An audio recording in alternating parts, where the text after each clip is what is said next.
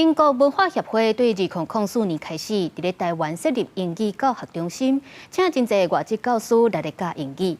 不过到今已经过20冬啊，这个外籍教师抗议因的薪水拢无来调整，呼吁英国文化协会应该着爱对物价，互因合理的待遇。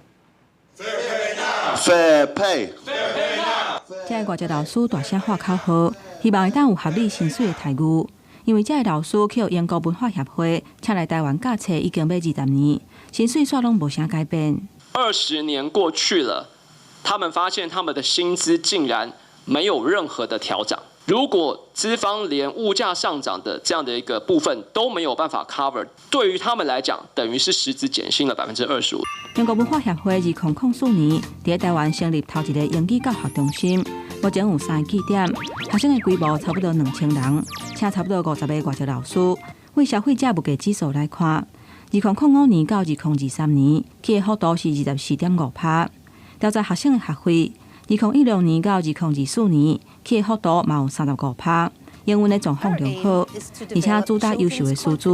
不过老师薪水的待遇煞无得入去，有2/3的老师加入高教工会，而且甲资方协商4解，最起码敢若得到9个月暂时性薪水调整。7月到明年的3月，2.5%的薪资的这样的一个调幅，等于只能够 cover 去年1年单独1年的这个物价上涨率，所以这个是我们没有办法忍受的。劳资双方都可以满意的一个结局，而不希望走上罢工这条路。但是如果一旦必要的话，都会全力的支持。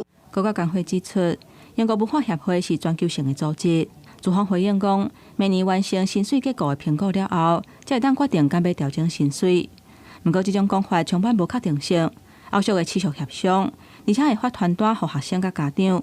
互因了解老师的处境，迈向主管机关申请调解，来争取合理的待遇。